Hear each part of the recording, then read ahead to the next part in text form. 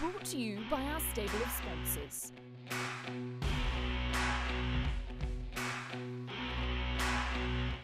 A very warm welcome to weigh in on this Monday morning. Really looking forward to getting into all things racing review with you. We've got 6 stakes races to look through, split across 2 meetings. Of course, that was New Plymouth and Wingatui.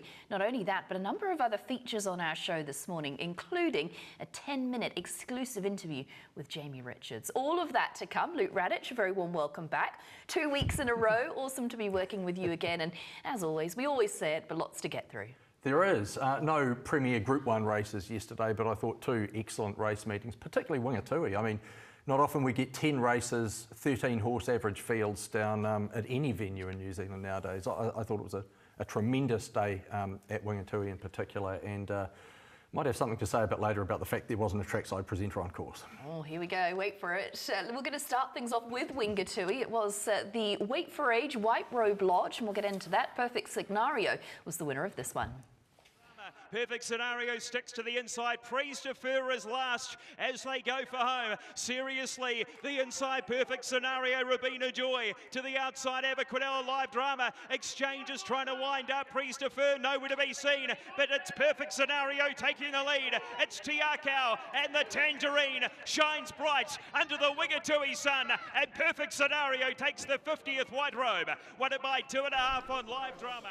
Well, it seems like mission accomplished, maybe not with the number 1 team member, but certainly by the number 2 stringer.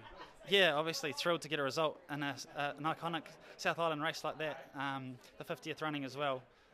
Yeah, like you said, it probably wasn't with the horse we thought it was going to be. It's a bit of a head scratcher there. We'll see how he pulls up and make a plan from that. But yeah, thrilled to get a result like that. Good, honest racehorse.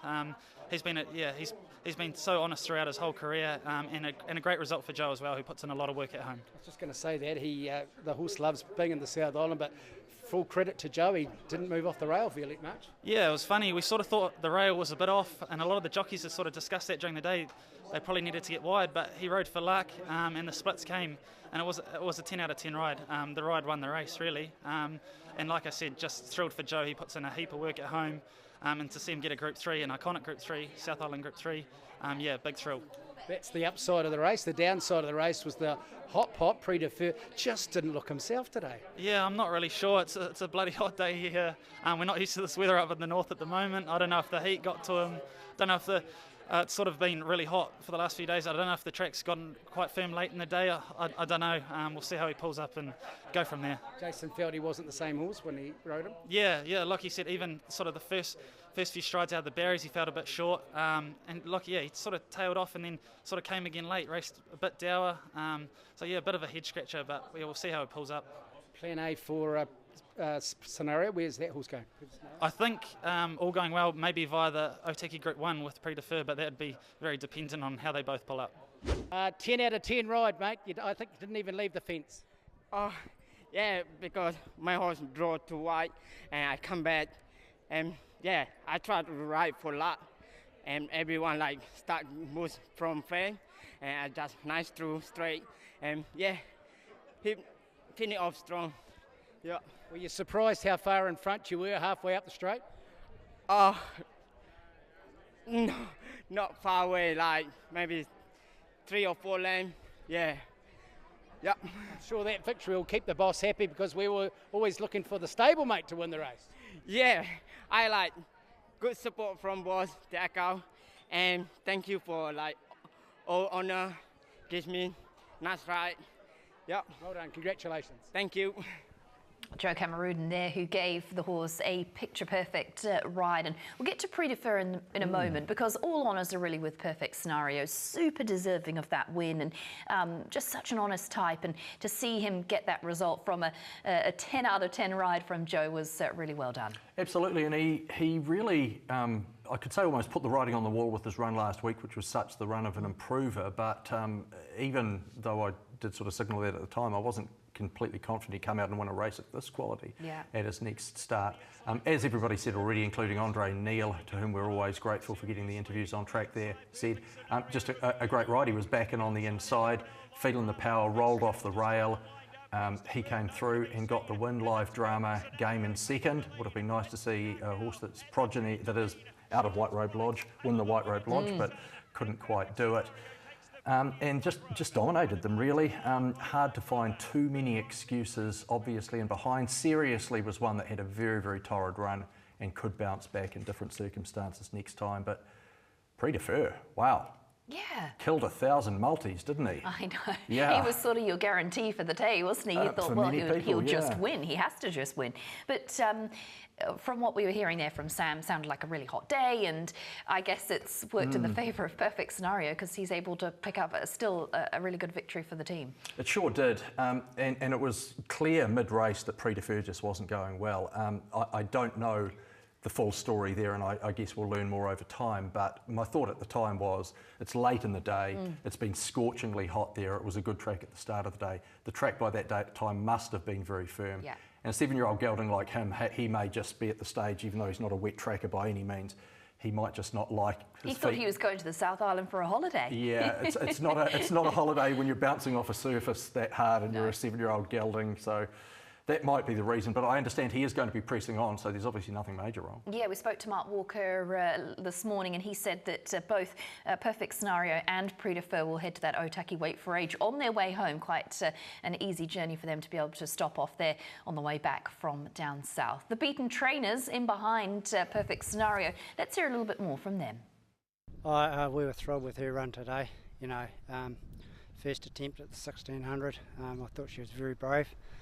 And, you know, running like that, it gives us a few options now. You know, we can look at sort of other races around that sort of distance, you know. So it was a good result today. You're thinking a mile for her next start then? Well, yeah, maybe we may look at the Cuddle Stakes, and then there's Valachi at Riccarton a week later, over the mile at set weights and penalties, which is really going to suit her, where she's, you know, based on the handicap, because she's very hard to place. But at least we've got those options now. So, but we'll just get her home and see how she comes through with this, and then we'll make a plan after that. But that's the sort of target at this stage. Looking forward to the future by the sounds of things. Oh, look, she's been a very good mare, and you know, she's been around a little bit now, but you know, she still runs well and trying hard, and no, we're very proud of her. Yeah, I mean, typical of his runs all season. They've been first class, and I guess if it was a handicap race, he'd be getting 10 to 12, 15 kilos off some of them. It's certainly the top weight. So to run third underweight for age was a very, very good effort. He drew one. He was always trying to get off the fence. He eventually got off the fence and finished on wide out. But as we've all seen all day, that's the best place to be. But I thought it was an outstanding run. Where to from now? Don't know. He'll be freshened up for there's still some nice racing coming up at Riccarton. He does go good at Riccarton. So I guess we'll probably look at the handicap racing at Riccarton. There's listed in Group 3 race left to go. One day we'll try him over ground, but at this stage we'll sort of stick to 12 to 1600 metres. Yeah. Well, that's a wrap on the White Robe Lodge Wait for Age. The other feature from Wingatui that we're going to touch on is the Dunedin Guineas, and Brandon May combined with Specialty to take this one out. And Flame Sweats on a run. Romancing the Moon peeling to the outside. Behind them now, Betty Spaghetti comes with the inside run. Wider Specialty starting to stoke up and descend quickly at the 250. At the foot of the rise, it's Specialty and Romancing the Moon going to the lead together. Miss Brittany further back of the field, Chibano, but Specialty has surged to the lead. Specialty raced away with the blinkers on. And the son of Rip Van Winkle will take the Guineas brilliantly for Brandon May. Second, Romancing the Moon, Chibano. Well, congratulations. Certainly brought his 2,000 Guineas form to the races today. Yeah, he did, Andre, and yeah, we needed that. The stables having a bit of a rough run the last 2 weeks, but yeah, that's lifted our spirits big time. A couple of things in his favour today. I think the better track conditions, and I noticed the use of the blinkers today. Yeah, at Gore he didn't handle the track very well at all, and he was wandering around a wee bit, getting lost, so we thought we'd chuck the blinkers on, and I think it's done the oracle.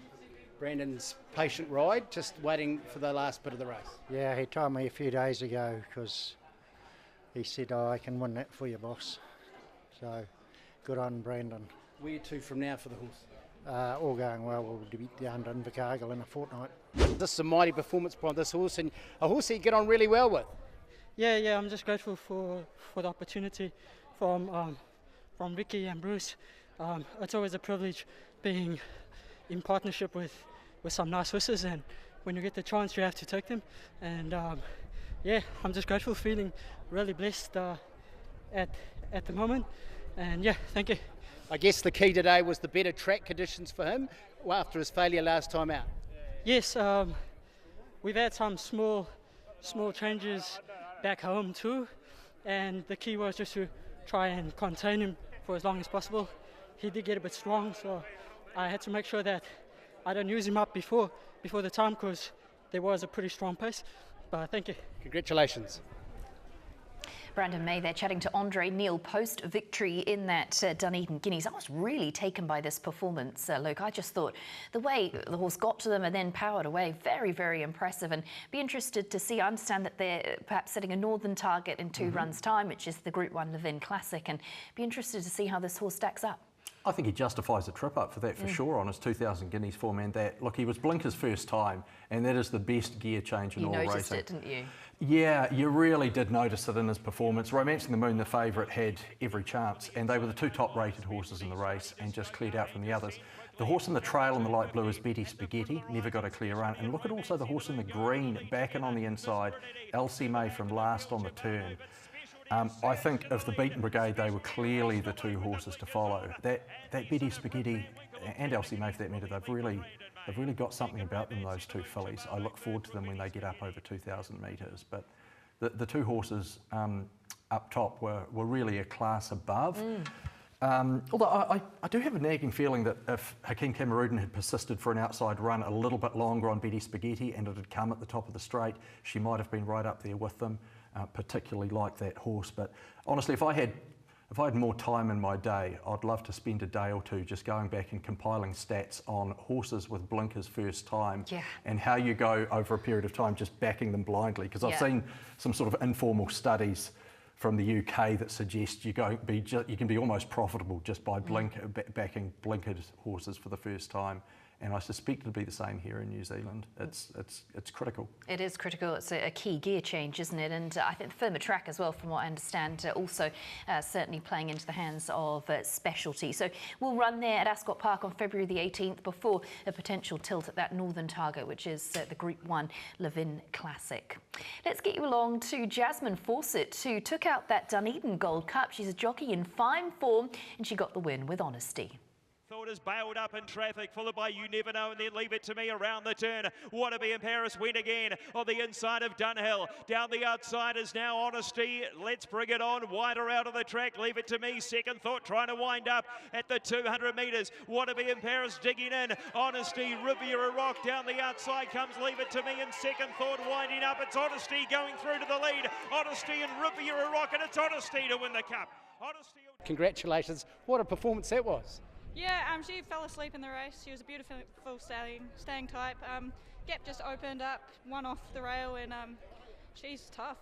Were you surprised by her turn of foot at the end today? Yeah, absolutely. I was so tight to the horse next to me, I was only able to hit her behind the saddle once, so she's definitely got a big heart on her. It's been a great trip to the South Island the last couple of weeks. You must be really enjoying the mainland down here. Yeah, absolutely. She's a winner's round, man. Got a bit of extra motivation to come down as well, so yeah. Well done, congratulations. Thank you. Oh, really good stuff for Jasmine Fawcett. She's in flying form, isn't she? She can do no wrong down south, taking out feature races right, left and centre, and that was the Dunedin Gold Cup with honesty. Really important win for Liederbeck, because that was her first flat stakes victory. She wasn't at the races on Saturday because she was at Gore AMP show with her daughter. Husband took the horse, and the daughter was riding Gargamel, of course, that Grand National winning jumper. So a lovely little story there. Absolutely. And Alan Beck, her husband, is taking care of the horse, well known in standardbred circles. So very good to have him on standby to take the horses there. Look, honest horse. She lives up to her name, doesn't she? But very hard to know what to make out of the race going forward. They did finish in quite a clump here. The first 4 home were all pretty handy in the running all the way, and hard for anything to make any ground. And they were all outsiders too, 20-1 or better for the first 4 home. The unlucky runner in the race was Illicit Miss in the Te Akau colours there, but I see in the steward's report she pulled up with a suspensory problem, so we may have seen the end of her racing day. She'll make a good broodmare one day, no doubt, if we have seen the last of her. And I have to correct myself, I said it was Hakeem Cameroon riding Betty Spaghetti in the previous. It wasn't, it was Kavish Trowdry and Hakeem Cameroon riding the unlucky horse there, Illicit Miss. But yeah, I don't know that I spotted too many next up winners amongst the remainder. Yeah, and I think Honesty is going to be heading towards the Invercargill Gold Cup over the 2,600 metres next start. And Lita Beck indicated that she's got the show jumping championships that weekend, so she's going to stay away again and hope for more success at the show jumping, and hopefully Honesty can do it at the races. Congratulations to them. Congratulations are also in order for Ebony Taylor, who rode her first winner at Wingatui on Saturday, and Andre Neil caught up with her. He's one batting on the turn, Sway Up the one to catch, Sway Up goes for home, pinch to break, led by 3, Authority, Phase Warrior with an inside run, wider out Wayne's Ruby and further back is High Step, wider Vanity, Sway Up though, getting to the 200, leads by 2.5, Phase Warrior giving chase up the inside, down the outside, Vanity is starting to sprout wings the last little bit, have a look at Vanity, swapping them out of the centre of the track, and Vanity will win the first. Vanity has won it. Well, this is a lovely scene. Vanity doing the job. First win training success for Ebony Turner. Congratulations. Thank you. I'm very, very proud. She's such an honest wee girl. And the association with the jockey as well, which has been a good one. Yes, yeah, no, Rohan's a very, I like to call him the legend. Yeah. He's been really good to me, and he really listens and he loves the horse, so hopefully they can keep the combination going. She's just tried her heart out today. I mean, her finish was phenomenal, really. Yeah, it was massive. I was not expecting that today. I'm very, very proud.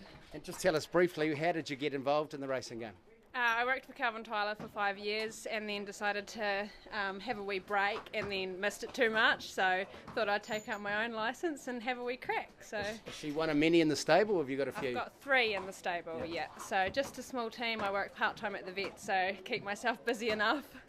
Might be a nice wee celebration tonight somewhere along the line, I guess. Definitely will be celebration somewhere. Congratulations. Awesome, thanks. And apologies there, we referred to Ebony as Ebony Taylor, in fact Ebony Turner of course, so congrats to you on the great success. Pretty chuffed I'm sure after Saturday's win. New Plymouth also hosted 3 stakes races on Saturday, and we'll get into reviewing those. The Taranaki Cup is the first one that we touch on. Colorado Star getting up to win at long odds. We've got Zola Express behind these runners. Super Sid looks to run on. Colorado Star around the home corner. Soldier Boy a length and a half away. Mary Louise the outside. Super Sid's winding up as to Zola Express. Soldier Boy and Colorado Star, who's fighting like a caged tiger the inside. Still Colorado Star. He's in front and he's going to go all of the way. Colorado Star, too good. Soldier Boy second, third Zola Express. Super Sid behind them. Mary Louise. Beautifully described there by Tony Lee, really fighting hard Colorado Star to get up and get the win. I thought interesting comments from Mike Breslin about the change in tactics. Mike's instructions were get him out, get him excited to be there, and Ryan Elliott was able to do just that. And he rated him beautifully in front to Ryan Elliott, because he didn't go slowly either in the middle stages, just kept up a beautiful even gallop. Look, I couldn't have found him Colorado Star, and most couldn't. He was the rank outsider in the race, and when you see a horse that's 7 years old stepping up to a middle distance for the first time, it does feel a little bit last roll of the dicey, doesn't it? But this was no fluke. The time that he's run and the sectionals that he's done as well, he really has run them into the ground. And if you compare it to a couple of recent winners of the race on good tracks, he went faster than Pre-Defer did 3 years ago, and only a touch slower than Vernon Me did 2 years ago, and that was a race where that was set up by Tearaway Leader, a very fast race. So, like I say, it was a race that was a win that was hard to see coming before the race, but there's just nothing fluky about it. If he can replicate that, then I look forward to seeing him over 2,000 metres, a race like the Awapuni Gold Cup, or even if they wanted to get super ambitious, given our weight for age horses were a bit thin on the ground, you might think even the Bone Crusher, but that might be. Might reinvigorate him, it might sort of be the confidence win that he needs. Yeah, he didn't look like a tired old gelding there, did he? No, he certainly had plenty of vim and vigour to him. At the other end of the spectrum, Self-Obsession was the disappointment in the race. I did note from the steward's report she pulled up slightly lame afterwards. She was $8 for the Auckland Cup before that. She's still $8. Look, I know she's a favourite of yours, Emily, but you'd struggle to back her at $8 for the Auckland Cup off the back of that run, wouldn't you? Yeah, you would. She's so honest. You'd have to feel that something was amiss with her, because she just gives her all every time. So if she could be closer, you kind of feel that she would be. So it'd be interesting to see what the wash-up is with regards to her. Yeah, just you wouldn't say it's out of the question that they could turn it around, but going into a major race like the Auckland Cup, you like to see them on a slightly better trajectory and that. And speaking of cups, I thought Soldier Boy, on the face of it, maybe a little bit disappointing because I thought he was going to get past Colorado Star, but on reflection, the way the race was run and how good the track was. That's the main thing to take out of New Plymouth the other day. The track was extraordinary. It was. Started off as a heavy 8, Yeah. and they've come out and run times that are befitting of a good track. Like I say, faster than Prix de Feu ran on a good No track. doubt they're hugely relieved by that. It's, Yes. it's an excellent result for them to be getting such good feedback and have for their feature day to be a success. Gee, it makes punting hard though when you do your picks off the back of a heavy 8 and they're skipping along off it like that. But anyway. The 2-year-old classic featured Ulanova, and she was a standout winner, leading from start to finish to secure the listed win. From on the outside of it, Rubiton crossing. She turns heads, comes after them. Ulanova at the 300 metres, still the leader here. Rubiton crossing, she turns heads, starting to lengthen. And over on the outside, Carahilio's warming up, but Ulanova kicked away from them here. 5, 6, 7 lengths in front and is way too good. Lantern Way screamed into second, and then she turns heads, Rubiton crossing. They were followed through by Carahilio, and then Firestorm or Gullo behind those runners is going to be... Well, if you had any doubts about Ulanova running out the 1,200 metres, she certainly put those to bed because she blitzed her rivals in really impressive fashion, and that Karaka Million form stacking up. I think it was really good to tick that off and say, you know what, she does run 1,200. And although maybe it's flattered her the way that the things played out and the fact she could lead and kick away for them, I thought still a really creditable performance. And I understand from Stephen Marsh that they're going to be heading towards the Matamata breeders. They're going to press on whilst they've got a horse in form. And a sigh of relief, I guess, for Connections. You've got that stakes win on the resume, which is always huge for residual value. Absolutely, because she is a quality individual, isn't she? She's by a stallion I didn't know a great deal about. I had to look him up, Santos. Yeah. Horse that stands for about $6,000 in Queensland, and yet she went through the sales and went for $150,000, which tells you all about... By good judge Michael Wallace, wasn't it? $150,000 for his Lexington-based Telluride agency. I know his brother's involved as well, so that's pretty special for them, no doubt. So she is an impressive specimen. I went back to try and find a faster edition of this race because she broke 110. Tells you all about the quality of the horse and the quality of the track. I went back about 15 years through the history of this race in a very laborious way, couldn't find a faster running of it. So they were really flying along. That was the best win of the day on Saturday. Yeah, it was. And Craig Grill's post-race, he was very encouraging about Ulanova and said we can expect some big things from her in the future. So exciting stuff for all Connections.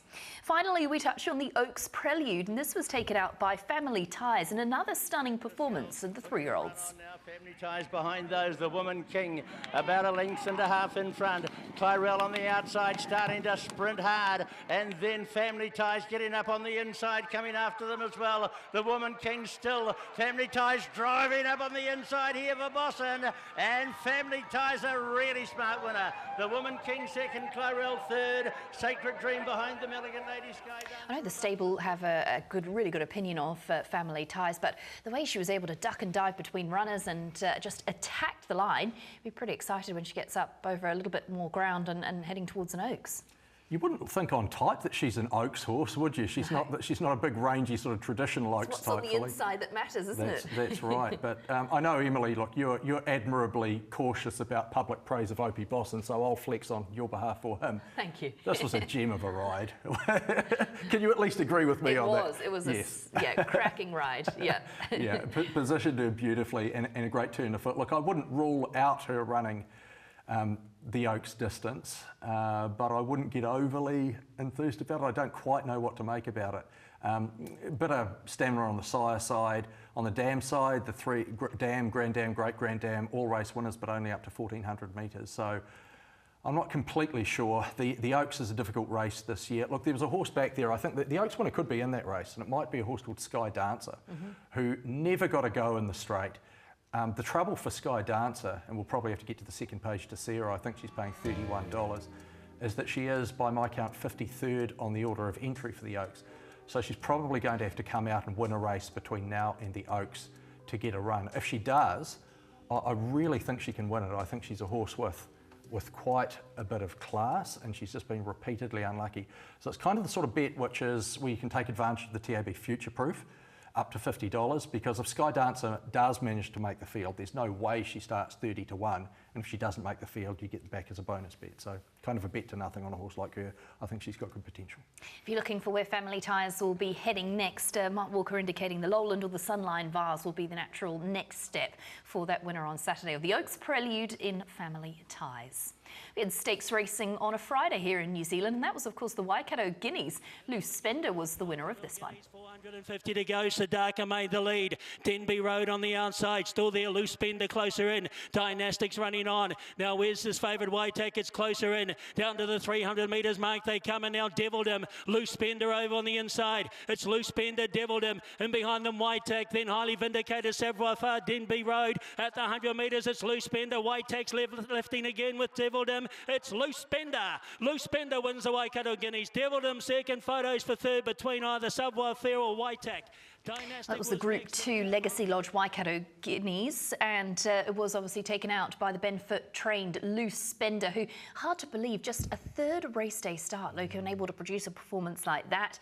Interestingly, no decision on the Derby yet. They're going to head towards the Avondale Guineas, and a big late fee, obviously, to enter the Derby. So they're just going to sort of bide their time and see if it's going to come around too soon or if that's the way that they'll potentially head. Well, it makes sense to leave that decision to the last minute, doesn't it, when paying a late entry fee? But if he's a very progressive horse, and he could absolutely win the Derby if he just stays on that trajectory, particularly if there's rain on the day.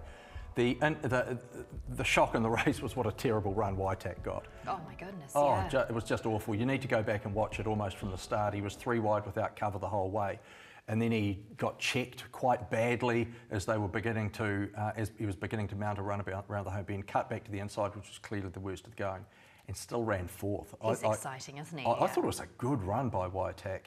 So I wouldn't lose faith in him, even if you did lose money on him at $1.90 there. But really, you hope with these races that the Derby picture will become clearer, and then that race happens and it's like, oh my goodness, it's got more blurry, if anything. And very hard with those track conditions, isn't it? Because who didn't handle the track, who did? How does that change things when you get on a better surface? Oh, well, we can't bank on a better surface though, can we? It's, it's sludge around here in Auckland, isn't it? So I know it's not going to be run at Ellerslie, but still, you'd almost be wanting to factor in some rain effectiveness, even though we're a month out. Yeah, well, it'll all get clearer, won't it, in the coming weeks as we count down to the New Zealand Derby for 2023. We've got a new segment here on Weigh In this morning. We've had Radish's rants, and now we've got Luke's lessons. Have a little look at this.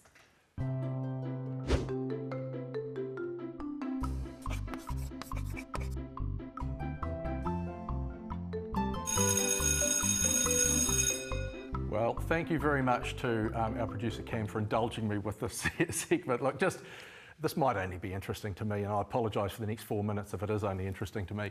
A lot of talk, of course, about getting to the outside fence in horse races, and it made me think, well, how much do we actually think about how much ground you lose when a jockey plots a course to the outside fence?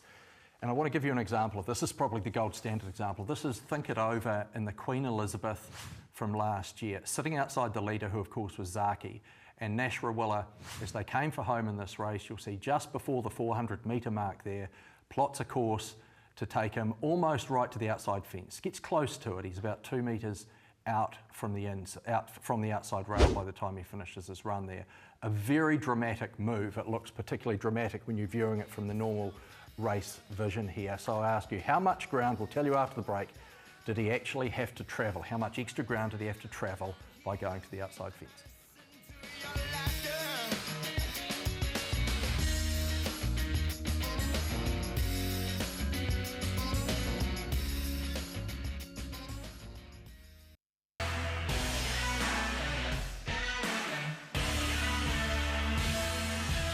Today's weigh-in is brought to you by our stable of sponsors.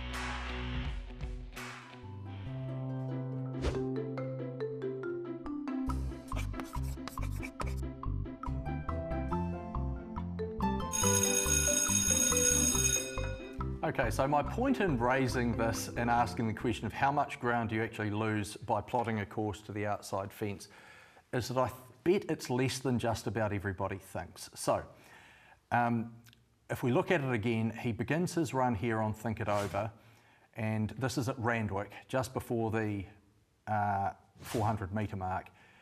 And Randwick is a course that's 28 metres wide. Now, you have to use your best judgment here to figure out how far he's moved laterally. My estimate is about 16 metres laterally, and it's taken him about 130 metres to get there. So if you remember high school maths, that's a right-angled triangle, and you need to find the length of the hypotenuse. It's Pythagoras, and the answer, you can see it there, is surprising, isn't it? It's less than a metre. Now, I bet everybody was thinking it's more than that. Now, I have to say, there is more to factor in here because, of course, a jockey plotting a course to the wide fence might have to factor in that horses don't run in straight lines at all times. They're not slide rules, they're sentient creatures, so you might want to factor in a bit more for that. You might want to factor in a little bit more for the fact that they have to steer to the left and there might be a little bit of a loss of momentum there. But this is kind of fine-tuning stuff. Even if you say, looking at the overhead, you think he moved 18 metres laterally rather than 16 that I thought, the answer is still only about 20 centimetres more. My point, Emily, is this is much less than I think people realise, and I think it should happen more. Because it's rare on a track, particularly a rain-affected track, to find a track that's completely fair all the way across. There's always a favoured strip. And if you can find a favoured strip that is even 1% better than the rest of the track, well, over the course of a 400-metre home straight, by definition, 1% will be about 4 metres. And so they should be getting to the outside, or at least getting to the favoured part of the track. Not always the outside, sometimes it's the crown of the track, but that should be the jockey's top priority. And it frustrates me a little bit that it doesn't happen more. Even a big track like Trentham, it took them quite a few races. From a visual perspective, it's so dramatic. Like when Nash did that on Think It Over, it was like jaw-dropping. What is he doing? And it looks more high risk than it actually is. And there was a case in France, wasn't there, when the jockey steered to the outside fence and ended up winning the race as well? Yeah, I think it's interesting to think about why it doesn't happen more. I think one of it is I think a lot of people, probably jockeys as well, don't appreciate the mathematics of it and that you're not actually losing nearly as much ground as you probably assume. I think there are also psychological factors at play there because as any behavioural psychologist. Like a herd of sheep, isn't it? Well, that's right. The black one, That's exactly right. As any behavioural psychologist will say, one of the prime drivers of human behaviour is the fear of being publicly criticised or publicly ridiculed. And if you're the only one that goes out there, you are setting yourself up for criticism, even if it is the right decision. You know, if a jockey looks at the track and says, look, this part out here, I reckon is 3 lengths faster and it'll cost me 1 length to get there. So that's a 2-length net gain, I'm going to go there. But if they get beaten a length, even if it's the right decision, people will still criticise them. So there's a bit of herd mentality going on there anyway. So look, thank you for letting me talk about that. No, and a big thank you to Cameron and Brittany who put that together. Unbelievable stuff there, and we really appreciate the effort on this Monday morning on Weigh-In. We've been talking recently about the Hall of Fame and the announcement around inductees. Of course, we've had Opie Bosson, Paul O'Sullivan, and recently Melody Bell. Also just hearing through that Mike Moroney is also going to be inducted into the Racing Hall of Fame, and we were able to catch up with him at the Karaka Sales. Mike, just been announced that you're going to be inducted into the New Zealand Hall of Fame. That must be pretty exciting. Yeah, really exciting. Yeah, it's been a long time from the age of 17 or 16 when I started off at O'Sullivan's in the stables and that. But look, I see it as a family thing. You know, there's been a lot of input from the rest of the family as well, and yeah, even from the staff, from our grandparents and that, and got us interested in horses, and mum and dad taking us to the races and that, and then I think the Finnish dad, when he sort of retired from the farming, came and was a big part of our stable. It was great, you know. So, of course, Paul doing all the selecting, and he was a partner of mine for a little while in the training and that. So, yeah, really, really great, and really proud of that. Is there an achievement over your career and your family's career, obviously, as you mentioned, that you're particularly proud of? Well, I started with only 5 horses in work, Emily, so I had to start from bottom. Look, I got a leg up through the O'Sullivan family without any doubt. I ended up with the right stable at the right time. But I had to prove that I could train, and I started off with 5 my own, and I had a huge mortgage, and Dave went guarantor for me, and he made sure that I had enough horses there pre-training of his to get going. And I was lucky enough to train my very first starter 1 and beat one of these by nose, actually, Dave's and Paul. So started off really well, and that was through my father-in-law gave me the horse, and he actually said to me if I could win a race and sell the horse, I would have half the money, which I needed for the mortgage anyway. I sold it that night after the horse won straight away, and I think my first 10 starters I trained 5 winners, and I sold half them and grabbed the money and paid off the mortgage, and you know, so I could handle the whole thing, and started from there. But I didn't train another winner for 12 months, strange enough. I remember I went and had a beer with Dave one afternoon, and I think it was Christmas Day actually, and he said to me, "Oh, you think it's pretty easy?" And I said, "No, I know it's pretty tough, boss." And he said to me, "Oh, yeah, you know," and I said, "I know it's tough." And I said, "I sold most of these horses." Sure enough, they never trained another winner for 12 months. But filled the stable up with horses, young horses, and went from there. And yeah, I think to do it from scratch, really the bottom and scratch, I think, has been the achievement that I'm sort of most proud of. It's been an unbelievable 12 months for Ballymore Stables, and Rockin' Horse is obviously the headline act of that 12 months. Tell us a little bit about where she is and where we can expect to see her. Yeah, look, she's great. As they say, we're saying of mine and Paul O'Sullivan's too, I think what I learned it of him is cut out of chocolate, as they say. So, and she looks that way. And she's a lovely chocolate chestnut, as it turns out, but she's got dapples everywhere, but really strong, just muscular. You can actually see now why she's such a great sprinter. She's got muscle everywhere now. She's fully developed. And she's one that's really just loves Australia. And I think she's definitely improved that a little bit since she's been there.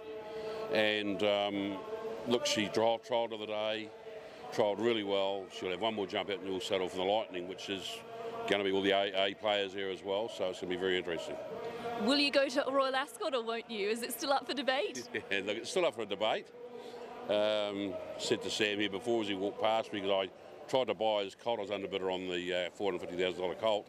And I said to him, "Oh, I've helped you a bit there. You've got a bit of extra money to go to Royal Ascot now." So, but look, it'll depend on her. We all know that it's going to be these 2 or 3 runs that we are preparing her for. She'll tell us on the way through. As you get older mares, they can sometimes say they want to be mothers rather than racehorses.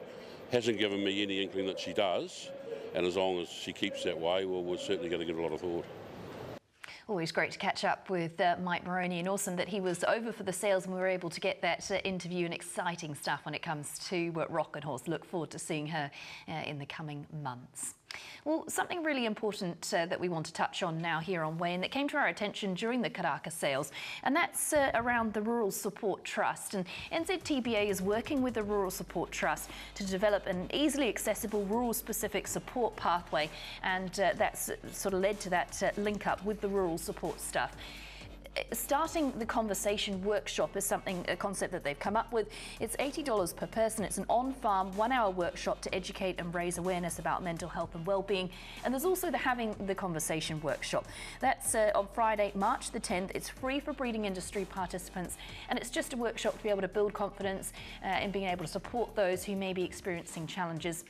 And as you can see there through that graphic, Amy Best is the person to contact if you're interested in this mental health and wellbeing workshops. Such an important conversation to have in our industry, and kudos to NZTBA and Amy for doing something about it and making this available to industry participants. We had some Kiwi success across the Tasman during the weekend, and we wanted to touch on a couple of important winners. Road to Arataki taking out the Jeffrey Bell Main, the Group 3. It was a really impressive win. This horse by Road finished third in her only trial in New Zealand for former trainers Emily and David Brown before her private sale through bloodstock agent Phil Cataldo. Also got Hennessy Lad as well, another winner. 3 wins from 5 starts, was bred and sold by Trelawney Stud, knocked down for $80,000 at the 2021 New Zealand Bloodstock National Yearling Sales. Some very impressive performances across the Tasman. We love celebrating those, and hopefully it leads to more during the autumn.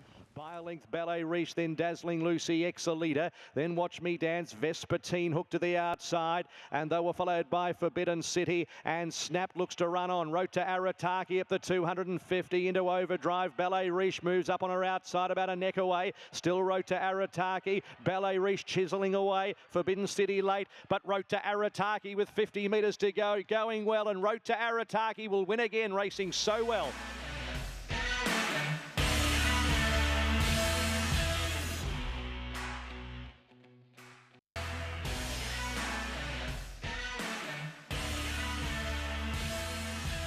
Today's weigh-in is brought to you by our stable of sponsors.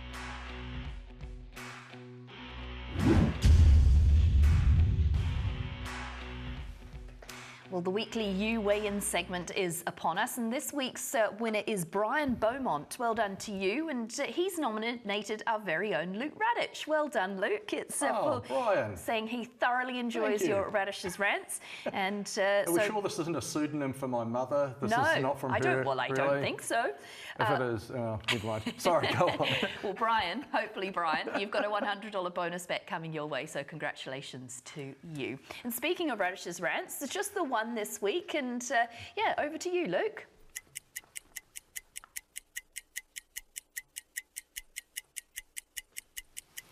All right, well, it seems the latest buzzword or buzz phrase rather from TAB publications is customer-centric, and in particular that the TAB is turning over a, quote, new customer-centric leaf, and it's going to turn around some rather concerning numbers from the latest annual report. And if that's right, then that's all well and good. But what is the main way that consumers process and consume the TAB product? It is through trackside, and is that customer-centric approach being considered and being applied throughout trackside? And I stress, not the presenters and producers who do a wonderful job, I'm talking about the funding. Broadcasting costs in the latest annual report less than $10 million. It's astonishingly good value when you consider the size of the operation that trackside runs. So it's a number also that's dropped in recent years at a time where there's been plenty of money for other projects. And that budget manifests, or rather lack of budget, manifests itself in a number of ways, one of which, is the only one I'll mention because of time, is presenters on course. Yesterday, one of the great meetings at Wingatui, one of the best meetings in the South Island, no presenter on track. Last week at Trentham, Bevan Sweeney toiling away admirably by himself on track. Is that really reflective of a customer-centric approach, quite apart from whether it's fair to the clubs who pour so much into their biggest days of the year? Thank you, Luke. We promised you an exclusive interview with Jamie Richards here on Weigh-In, and it's now time for that. He was over at the Karaka yearling sales, and in conjunction with Love Racing, we were able to catch up with him. Jamie, it's great to see you back on home shores here in New Zealand, back for the Karaka yearling sales, of course. An awesome time to catch up with you and find out how it's all been going in Hong Kong. I guess a good starting point is what's it been like starting from scratch in a foreign country? It's been a challenging time, but you know, we knew, well, I guess we didn't really know what we were in for, but we knew that we were moving to a new place to set up our life and our home and start a new business venture. But it has been it's been a challenge. Had to get out and do a lot of socialising, meet a lot of people. And as the new boy in town, that is a luxury that you're afforded. Everybody wants to meet you and see what you've got to offer, and then maybe give you a horse. So yeah, it's been a challenge, but it's starting to become a little bit easier now. Was it what you expected? Probably not. Like, you know, I thought I was an okay trainer here, and I just sort of get up there and I just sort of do what I did at home, and just as an example, give them Sunday off and just sort of work them 6 days a week. But it's completely foreign. It doesn't work like that up there. If you give them a day off, they'll come out of the box the next day like lunatics. So it's 7 days a week. Every day there's something happening, the horses are working, and basically you sort of turn them into robots into that system. Did you go there with a plan, and have you been able to stick to that plan, or is it very much adapting on the job? I think you've got to adapt. Sort of, I guess I arrived in town, as I said earlier, sort of thinking it might have been a little bit easier than what it was, but now that we're getting a sort of a consistent flow of winners, it's becoming a little bit easier, and you know, you enjoy training winners, but it's also a big relief because your owners are happy, and the owners' friends are happy, and the staff are happy, and it is a big flow-on effect. So when you're winning, it's a great place, but when you're not going so well, it can be a bit testing. And I guess that means that the first 3 to 6 months you're under a lot of pressure, aren't you? Well, you're afforded a little bit of time to settle in, but then once the horses are not running as well as what you might think they should be, then a couple of them leave and go somewhere else. And as I say, it's very cutthroat, but we are starting to understand the system better now. The horses are starting to race better. When we first arrived, we had a lot of sort of second and third string horses from other trainers, and it's very hard to improve those horses. But now that we're getting into the sort of the second half of the season, we've got some of the younger horses coming out and starting to run well, which gives you a bit of confidence that you sort of got your systems and your processes right. We've certainly had to adjust, and that was something that Paul O'Sullivan said to me: you have to adjust because this is nothing like home. A team is always a very important part of what you're doing, and when you left New Zealand, your fiancée Danielle Johnson, a leading New Zealand rider, went with you. How important has it been having a support person there?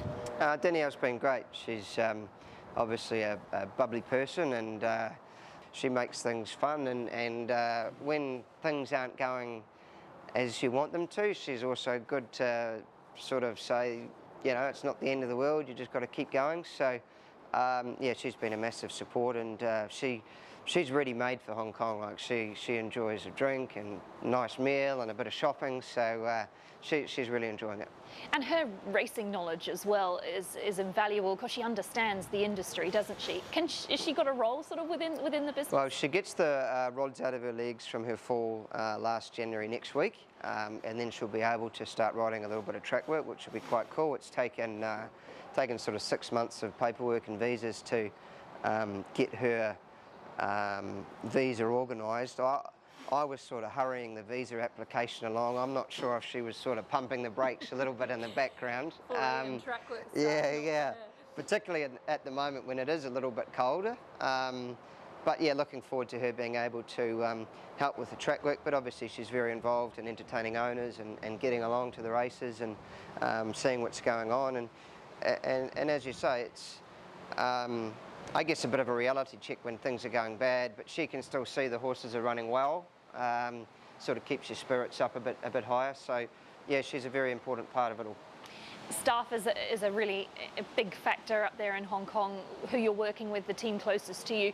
Aside from Danielle, tell me about the team that you've got in place. So I guess the main point is that you have an assistant trainer up there, and he's a local, so he can speak Cantonese and English, and our assistant trainer is a guy called Jones Ma. He's a really good guy. He's got a good way with the staff. He speaks good English, which is good for us. It's a very structured system. So there's the assistant trainer, then there's the head lads, and then there's the riding boys, and then there's the mafus, and they're the guys that look after the horses. And each mafu looks after about three or four horses. And there is quite a strong language barrier between an expat trainer and the guys that are speaking Cantonese and don't speak a lot of English, and that's where your head lads and your riding boys and your assistant trainer are very important, because they communicate with the wider staff. So yeah, it's very important, and luckily we've got Jones, who's, as I say, got a good way with the staff, but he's also very well connected with owners. And he's been able to get a few horses into the stable and introduce me to a few new clients. So yeah, it's a very important part of it all. Tell me about that first winner, because was that just a huge weight off your shoulders? Oh, for sure. We'd sort of tried to set it up the first night that we would try and get a winner, and we drew a couple of bad gates and got caught deep, and I think we had a couple of thirds. But Handsome Rebel was our first winner at Happy Valley, and he was actually a horse that we trained here for John Galvin, Fortuna, before he was sold up to Hong Kong. So yeah, big relief to get one on the board, and yeah, it's very satisfying. It was great to see you combine with a fellow Kiwi, James McDonald, for a winner the other day. Tell me about relationships with jockeys and who you've been working closely with. Yeah, so it was great to have James on that horse the other night. He gave him a great ride, and not many people would have won on that horse. So it was very pleasing that firstly he accepted it, and then he rode it so well. But there's a wide variety of jockeys in Hong Kong, both local and expats from different areas of the world, from Europe, from France. Obviously there's a few from Australia, a few Aussies there, but obviously Zach's the leading rider, and he's been there a long time, and he understands the system, and Zach and Nicole have been great to Danielle and I, and sort of getting us set up and introducing us, you know, to the way that things work in Hong Kong. And Zach's become a good ally, and We try and get him as much as we can, but he's very hard to book. Like he's in high demand. If you want to get Zach, you need to be sort of thinking 4 or 5 weeks in advance. So it's very competitive. Just because somebody has ridden a horse well at its last start doesn't necessarily mean he's going to ride it again, and that's something that's taken a bit of getting used to. But as a trainer, if you want to be the best trainer that you can be, then you've got to get the best rider that you can get. And that's the cutthroat nature of training and riding. You're here at Karaka, obviously, to buy some horses. Tell me what you're shopping for.